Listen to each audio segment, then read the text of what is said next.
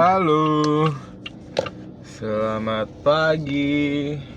Sekarang masih jam 9. Jadi ini ceritanya mau berangkat ngambil kue di pabrik.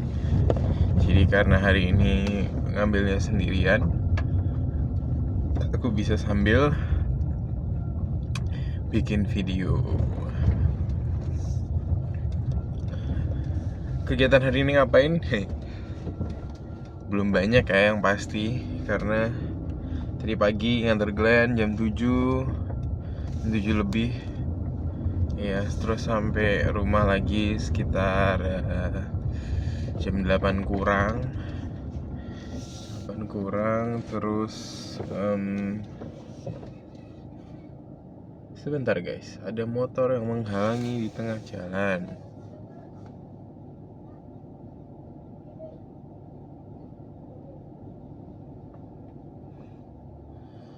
Ya, jam 8 terus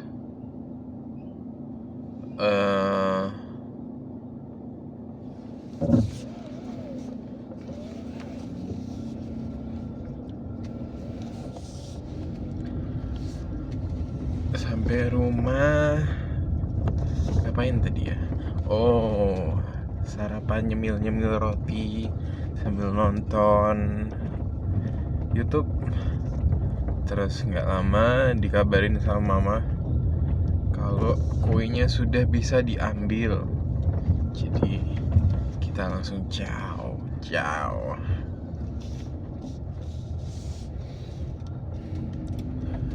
Hari ini tuduhnya adalah melanjutkan pekerjaan kemarin. Pekerjaan kemarin adalah membranding ya. Hari ini juga masih sama. Jadi harusnya rutinitas hari ini tidak akan jauh berbeda dari yang kemarin. Cuma susunannya aja yang beda, ada yang lebih cepat, ada yang ini gitu. Terus hari ini juga sebenarnya niatnya mau nge-gym. Biasanya itu kan habis nganter Glenn, itu kadang aku langsung ke tempat gym. Cuma beberapa hari ini tidurnya telat mulu. Gara-gara apa? Gara-gara follow. Bodoh sekali. Kayaknya memang harus dikurangi sih. Karena tidur terlalu malam ini agaknya mempengaruhi stamina, mempengaruhi fokus. Jadi kudu dikurang-kurangi lagi.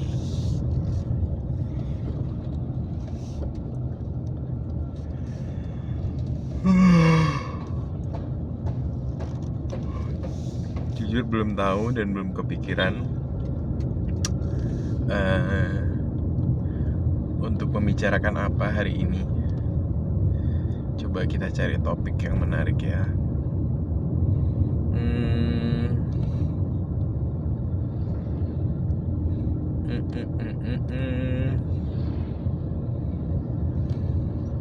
Oh, mungkin tentang fotografi. Aku beberapa kali itu ditanyain terus, kira bisa ngambil apa, kerjaanmu foto produk, fotografer ya, foto produk ya.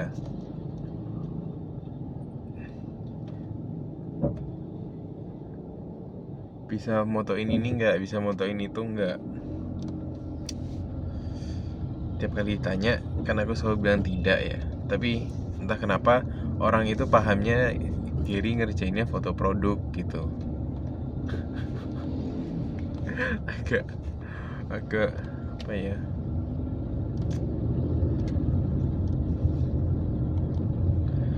sebel. Tapi sebelnya itu lebih ke aku paham seperti apa foto yang bagus, tapi gak ngerti sama sekali teknisnya gitu.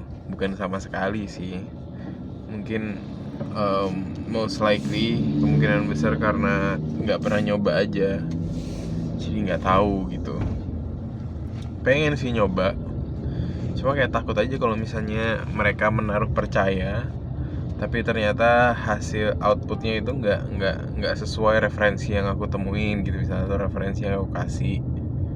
Jadi kayak menyeramkan sekali.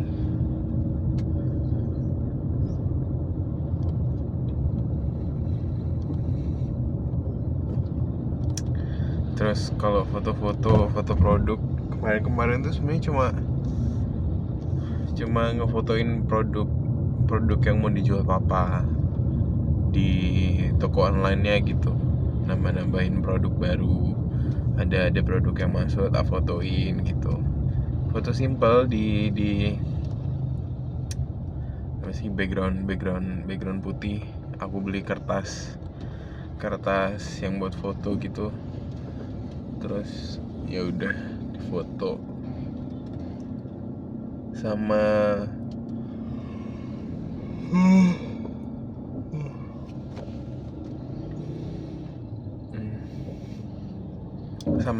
aku selalu bingung bagaimana caranya menjelaskan apa yang aku kerjakan dan yang mampu aku kerjakan gitu. Pasti anak-anak di kafe juga pada relate kan, menjelaskan dirinya kuliah apa.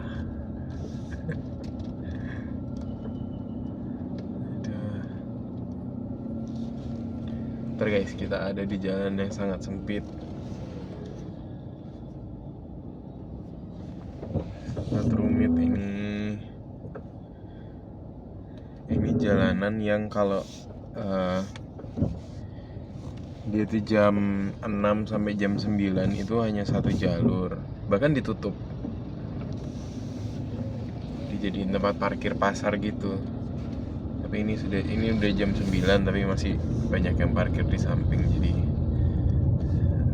sedikit lebih sulit. Oke.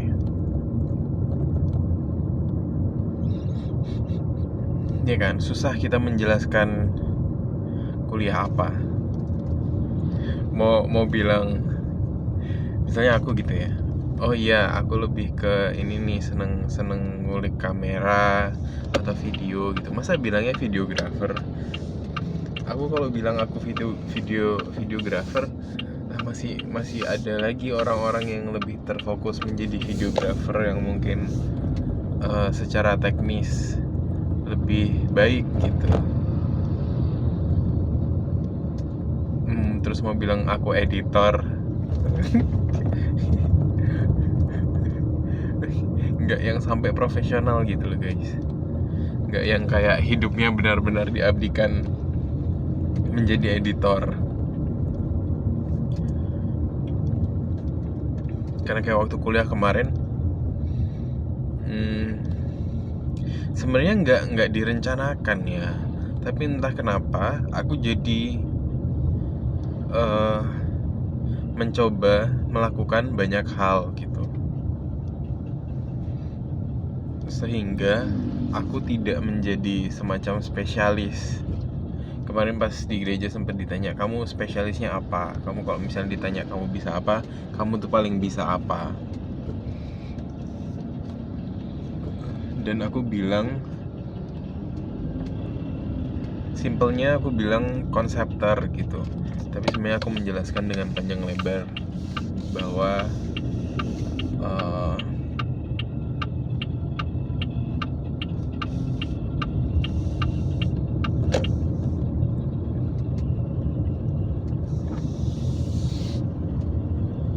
aku berangkatnya dari menulis. Aku berangkatnya dari latar belakang orang yang tertarik dengan marketing dan branding secara konsep, sehingga aku bukan eksekutor, tapi lebih ke konseptornya, lebih ke orang yang merancang strategi komunikasinya, lebih ke orang yang memikirkan apa yang harus dibicarakan, bagaimana cara bicaranya, lebih ke membangun cerita brandnya, lebih ke arah situ gitu.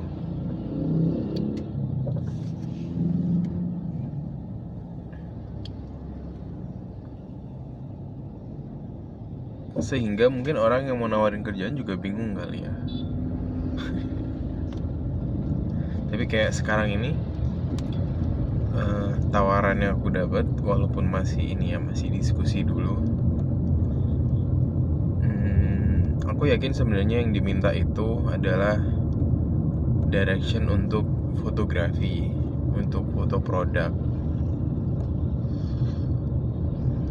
atau mungkin juga sosmed, aku kurang tahu. Tapi aku berusaha memberikan semua analisa yang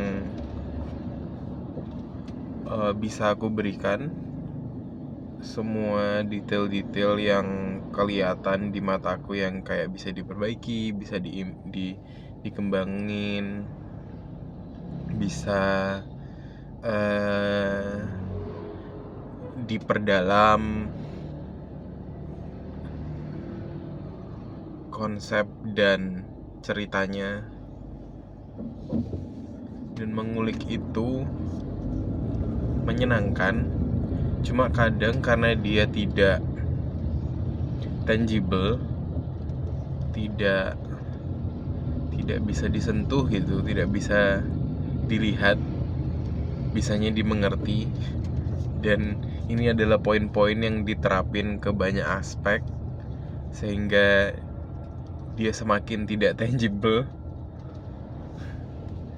Itu bikin aku bertanya-tanya, apakah aku bisa dibayar dengan ini? Memang itu pertanyaan retoris ya. Memang pasti bisa dibayar. Cuma sesuatu yang nggak tangible itu kayak susah nggak sih dijualnya? Karena yang dijual itu ide gitu. Dan ide itu kayak terkadang tuh orang udah tahu gitu ya kan. Dan apa yang aku lakukan itu adalah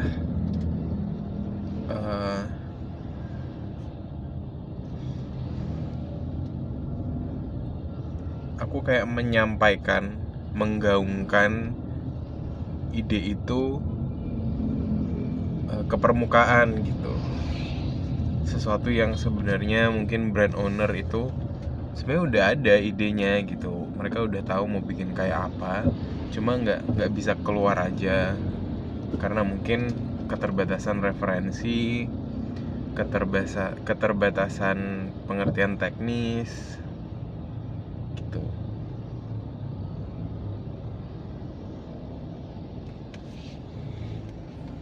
Aku masih menerka-nerka gitu, apakah orang bisa menghargai hasil pekerjaan semacam ini ya gitu. Kayak karena aku yakin, apalagi buat pebisnis gitu, yang dilihat itu tergantung ya. Kalau misalnya orangnya yang filosofis, punya ikat kedalaman emosional, mungkin konsep-konsep yang cukup dalam, yang filosofis, yang punya dasar gitu, mungkin menarik untuk mereka gitu, bikin mereka semangat dan berapi-api. Tapi untuk pebisnis yang cara berpikirnya lebih ke bagaimana caranya untuk modal sedikit mungkin dan untung sebanyak mungkin, kayaknya sulit deh. Karena arahnya mereka kan pasti akan jadi lebih ke sales, bukan tujuan awalnya adalah sales gitu, bukan bagaimana membuat audiens itu merasakan sesuatu, mengalami sesuatu, bagaimana mereka persepsi apa yang mereka punya sama brandnya gitu.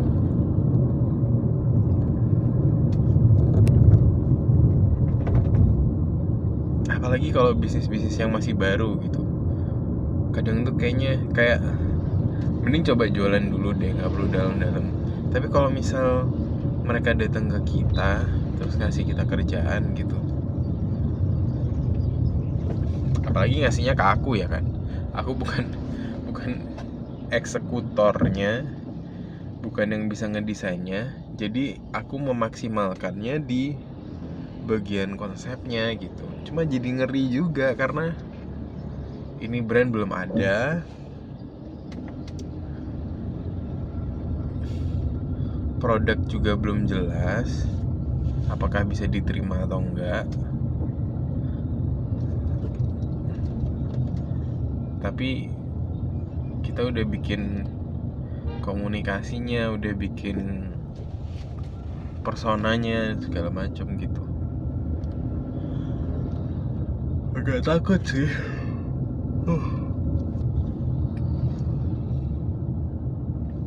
Rumit.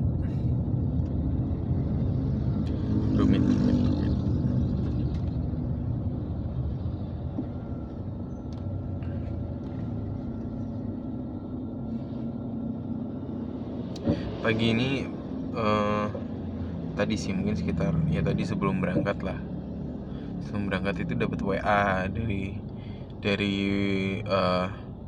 brand yang habis nge-approach itu dan yang masih discuss ini, ada ngasih ini referensi dan kayaknya sedikit brief sih tadi, voice message, voice note, tapi belum sempat aku buka.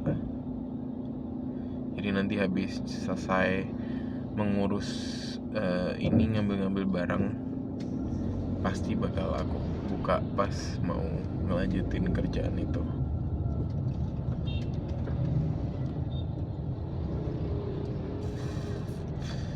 Penasaran sih kira-kira apa ya briefnya.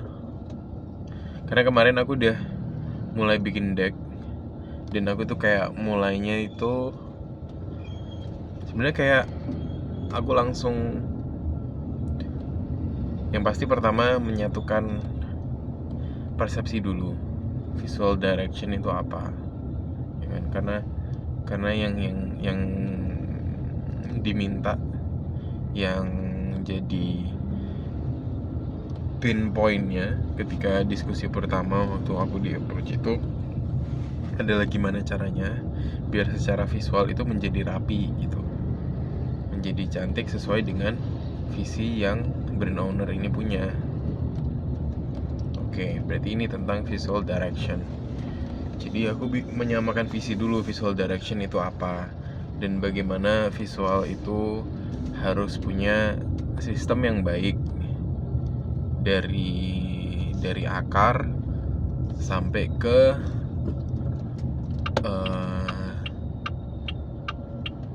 ujung daun yang paling ujung gitu, ya kan? Sehingga aku mulainya karena aku nggak punya akarnya ya, nggak punya visinya, belum tahu visinya seperti apa dan belum tahu apa brand ini bermulai dari mana dan segala macamnya, belum ada brand knowledge-nya. Aku mulai dari apa yang kelihatan dulu. Aku mulai dari daun yang paling ujung dulu. Aku mulai dari melihat ini apa, 3 garda terdepannya mereka yang ternyata udah ada gitu. Ya logogram, logotype, dan maskotnya mereka, sama sosial medianya mereka gitu, digital platformnya mereka. Aku coba lihat-lihat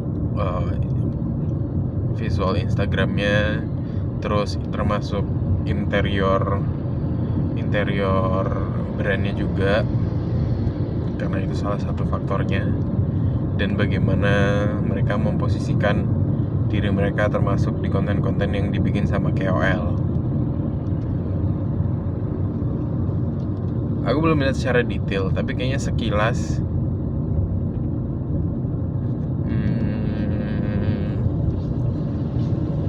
apa ya menyebutnya ya, aku nggak tahu, sporadis apakah kata yang tepat.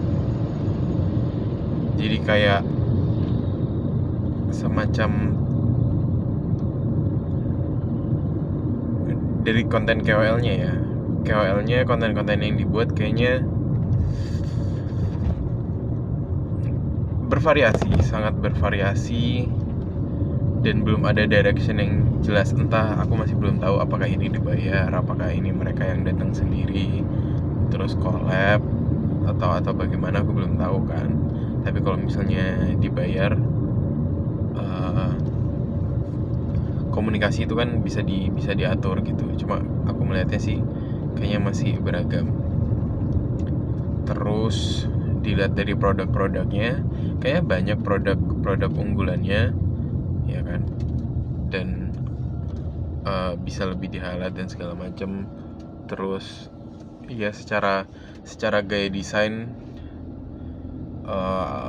belum ada, gaya desainnya belum jelas, belum pasti. Terus dilihat dari logo gram, logo type, dan maskotnya belum ada kesatuan, belum ada unity-nya, belum ada kesamaannya gitu, belum ada similarity-nya. Itu terus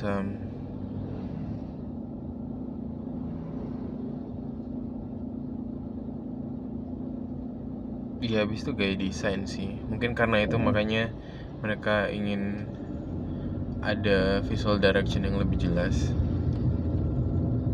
Kemarin aku udah bikin semacam tiga approach, 3 treatment, 3 direction yang berbeda.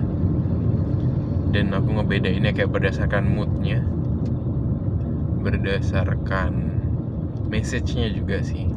Mood, message, tone-nya gitu.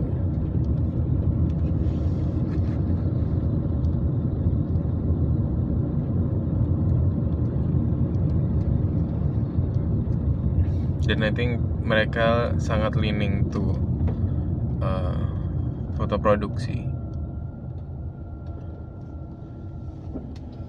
sedangkan aku nggak berpikir ke sana. Jadi mungkin nanti perlu sedikit diatur-atur lagi decknya.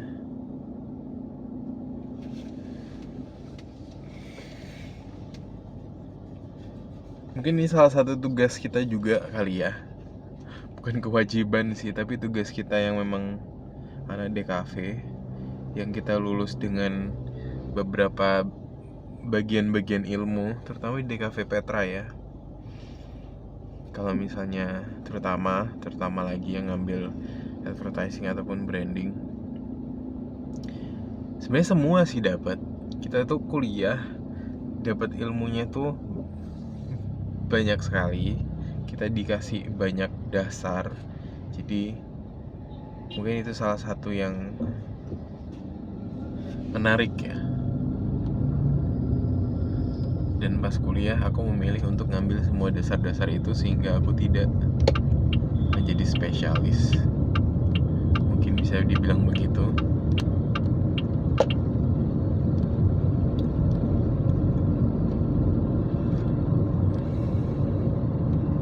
Kayak kita diajarin, ya pasti di semester awal kan ilustrasi segala macam, yang hand drawn itu kita diajarin 3D juga. Habis itu diajarin motion, diajarin apalagi, kita diajarin video gitu kan, film, kita diajarin foto, kita diajarin marketing, kita diajarin branding, kita diajarin advertising, kita diajarin handcraft,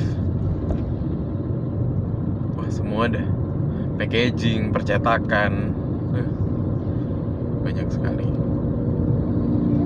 Dan kita yang udah sekolah ini, yang udah dapat ilmu-ilmu dan dasar-dasar ini, kudu bekerja dan menerapkan semuanya sih harusnya. Dan kayak bukan ngajarin sih, tapi lebih ke ngasih tahu ke orang-orang, ke klien-klien, kalau nggak sesederhana itu loh. Kayak ibarat ada klien gitu misalnya datang ke kalian atau ke kita, minta bikin poster, ya kan? Dan mereka datang dengan keyakinan bahwa satu buah poster akan membuat acara mereka ramai gitu misalnya. Itu kan tidak masuk akal, ya kan?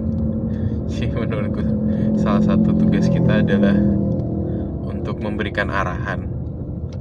Mungkin itu yang tepat ya, bukan ngajarin, tapi memberikan arahan. Memberikan arahan tentang apa-apa aja yang sebenarnya diperlukan gitu. Mungkin itu seperti konsultan kali ya. Gak tahu, aku merasa kalau aku mau menerapkan ilmu yang aku punya, aku pengen aku bisa menerapkannya itu dengan benar, dengan tepat, bukan sekedar nyari uangnya doang.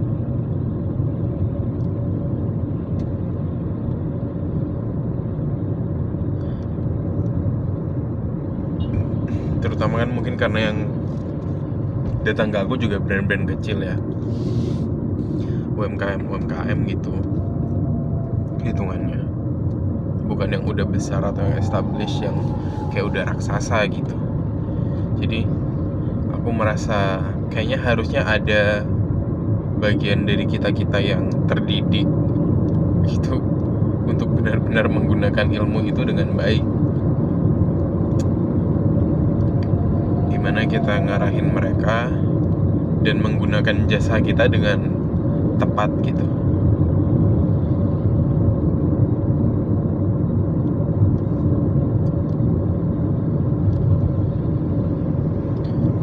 Challenge-nya di situ, dan mungkin jadi sedikit terasa beratnya di situ karena kita nggak bisa main terima-terima aja.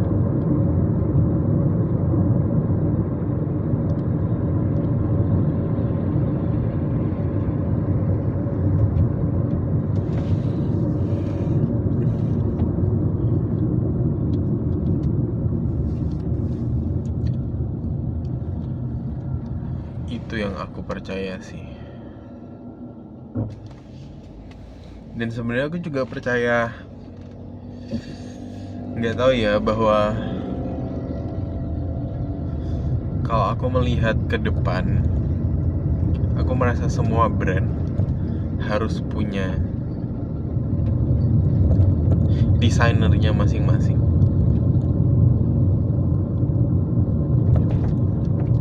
Kalaupun agency, aku merasa brand-brand ini harus benar-benar pinter pilih-pilih agency. Bahkan mungkin kalau misalnya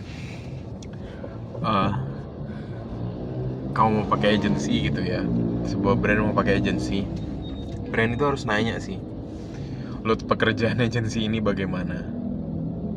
Karena kayaknya itu yang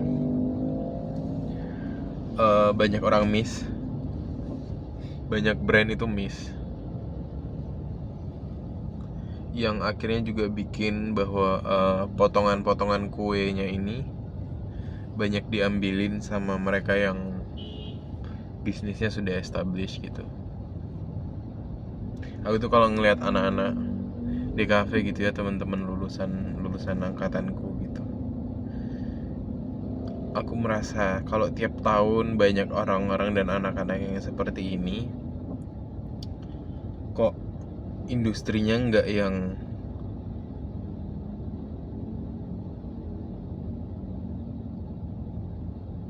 opsinya itu nggak banyak gitu.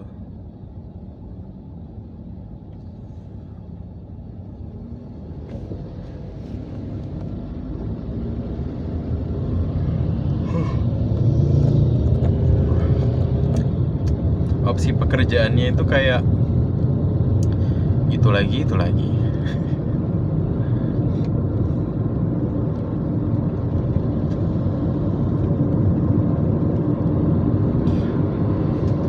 Levin mungkin nonton ini ya, Levin ya, tapi kayaknya pekerjaannya Levin itu harusnya cita-citanya semua anak DKV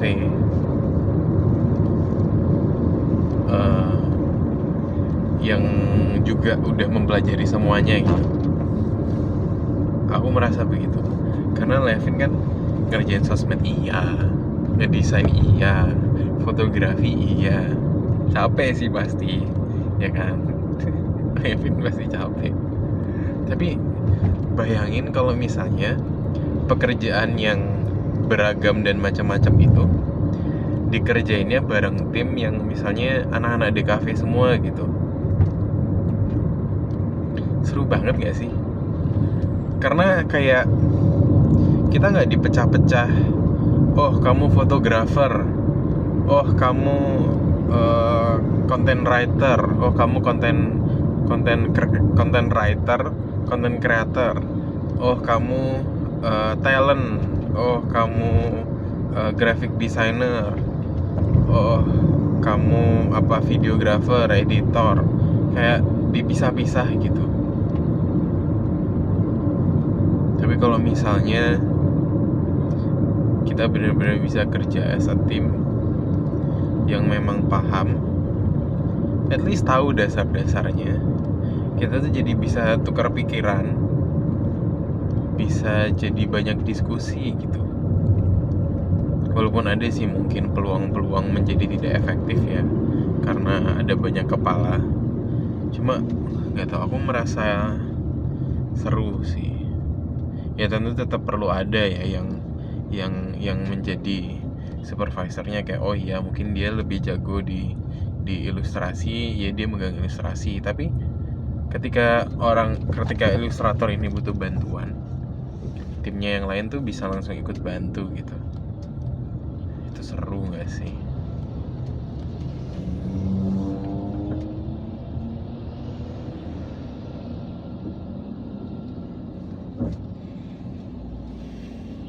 Mungkin ini yang bikin aku juga pengen banget bisa buka agensi kecil, dan gak pengen agensi itu menjadi besar-besar banget. Kayak yaudah agensi kecil aja, misalnya 15 orang gitu. Ya udah 15 orang aja terus itu ngerjain kerjaan dan gak nambah-nambah gitu orangnya.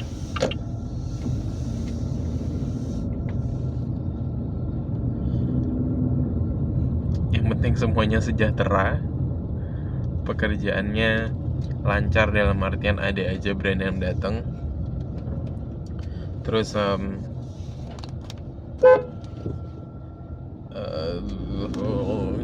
yang terjadi, terus kita-kitanya juga sejahtera gitu, cukup misalnya bayarannya gitu.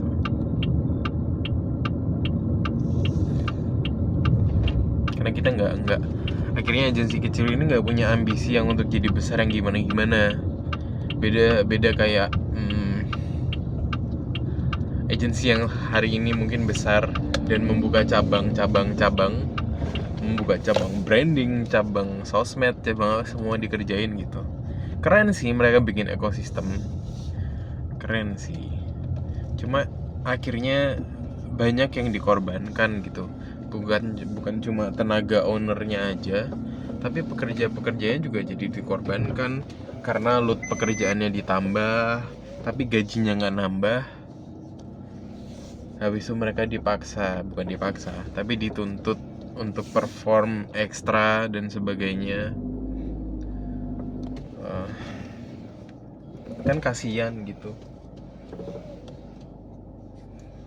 Tapi kayaknya itu jarang dibicarakan. Tapi aku sih melihat ya, teman-temanku sih yang bekerja di agensi yang terdekat ya, tidak semua, yang aku tahu-tahu aja, kayaknya nggak ada yang nggak mengeluh gitu. Oke, kita sudah sampai di pabrik. Kita lanjut nanti ya, ini di pause dulu.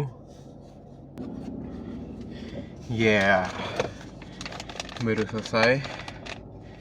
Terus udah ada mobil lain yang mau masuk, jadi barusan keluar dulu. Lagi berhenti bentar karena kudu ada sini nih bersihin tangan. Hari ini nggak terlalu banyak sih, makanya mungkin mama nggak ikut juga.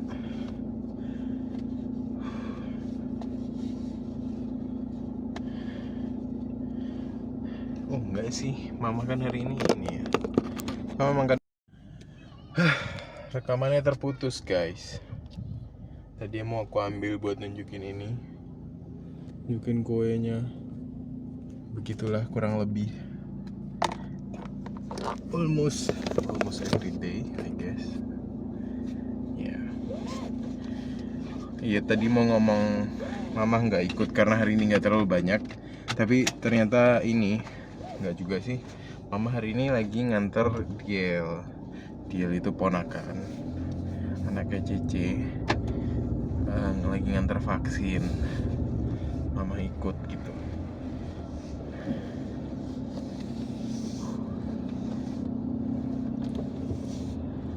Sekarang kita on the way home.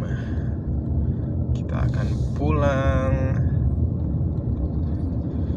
Saya pengen beli kopi sih. Udah lama kayaknya nggak ngopi. Kapan ya terakhir ya? Minggu lalu. 2 minggu lalu terakhir ngopi. Ngopi tidak ya?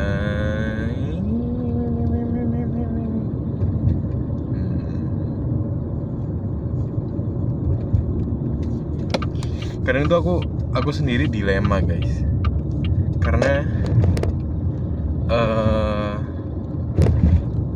aku kalau ngopi itu tuh cukup ngefeknya adalah gemeternya kadang kerasa sih, gemeter, jantung berdebar itu sudah sangat pasti gitu kayak kalau ngopi. Cuma memang ngebantu fokus gitu. Apalagi kalau di hari yang seperti hari ini ya, dimana kita sampai rumahnya masih pagi dan kudu bekerja dari rumah. Meleng dikit ngantuk gitu, fix.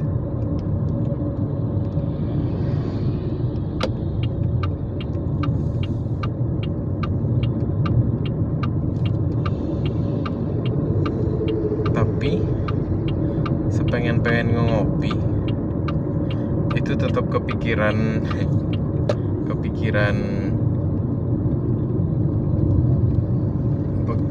orang yang bilang kalau ngopi itu nggak perlu banget gitu, karena otak kita tuh ya harusnya bisa dengan sendirinya fokus. Kalau kita mau fokus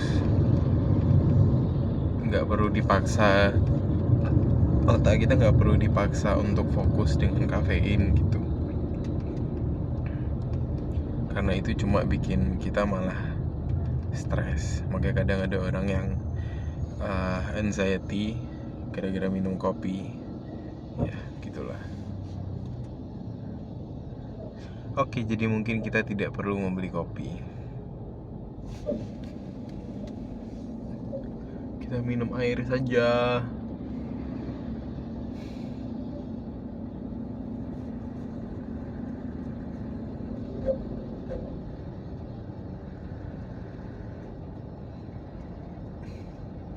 Oke, sambil mikirin pekerjaan gitu guys.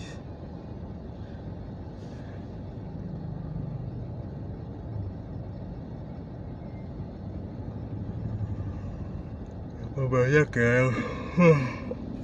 Gue nggak banyak banget sih. Yang kerjaan bareng Cece itu sebenarnya tinggal naming, tinggal penamaan sih.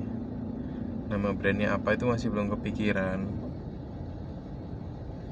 Habis itu nanti baru kita berangkat ke logo, ke visual brandingnya, ke logo dan art directionnya gitu. Dan itu deadline-nya masih sampai akhir Agustus, dan ini pun belum Agustus. Jadi harusnya aman gitu. Jadi mungkin sampai rumah aku ngerjain yang brand baru ini aja sih, ngedengerin voice notes yang tadi ya kan.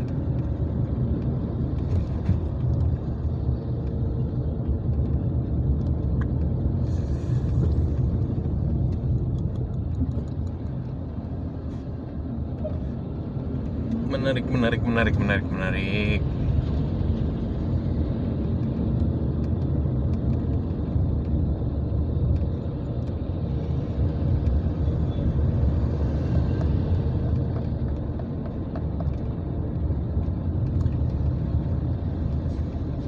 Aku cukup excited juga kalau memikirkan ke depan sebenarnya, walaupun ada takutnya gitu ya.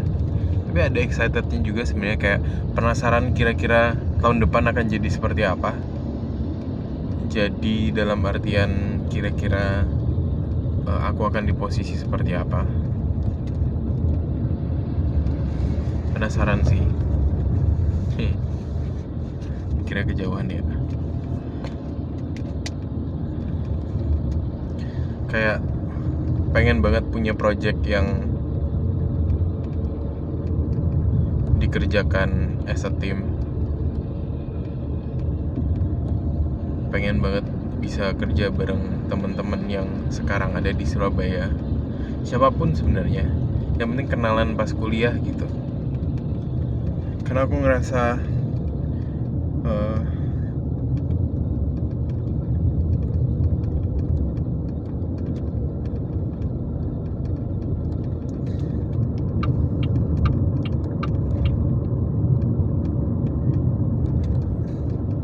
gak ada yang relate guys di sini.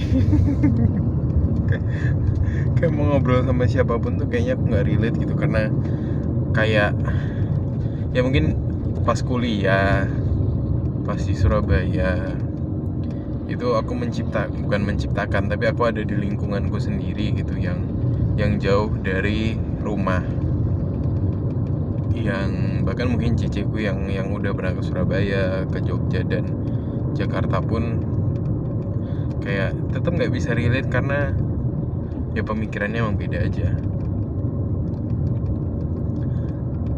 Kayak kapan hari Ocong gitu datang, sebenarnya aku excited buat ketemu gitu, cuma waktunya nggak pas.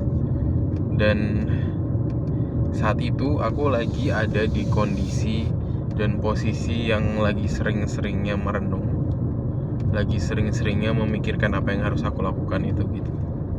Memikirkan what can I do to improve myself, what can I do supaya aku bisa doing better gitu each day.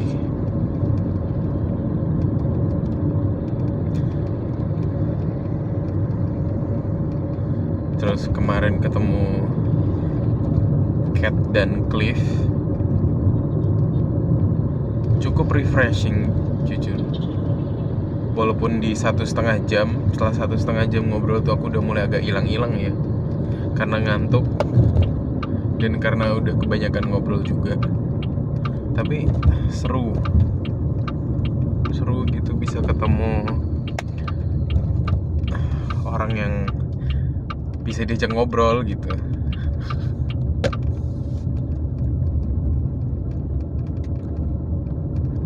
Pengen sih kapan-kapan main ke Surabaya kali ya.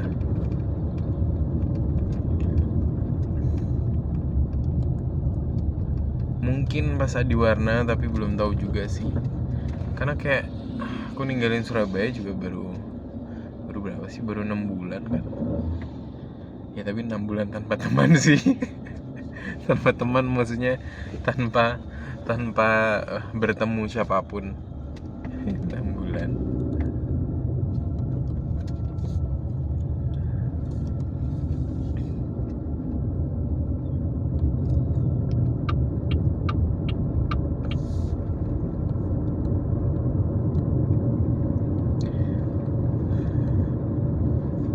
Jujur aku udah gak tahu mau harus bicara apa guys.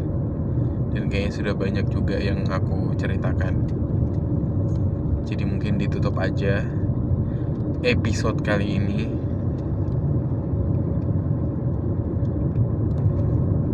Masih agak jauh sih pulang ke rumah, cuma daripada aku diem-diem aja ya kan, mending videonya disudahi. Kita akan bertemu besok di hari ke-8 di minggu kedua, hari pertama. Iya pokoknya setelah melewati minggu pertama, hari pertama setelah melewati 1 minggu penuh tanpa putus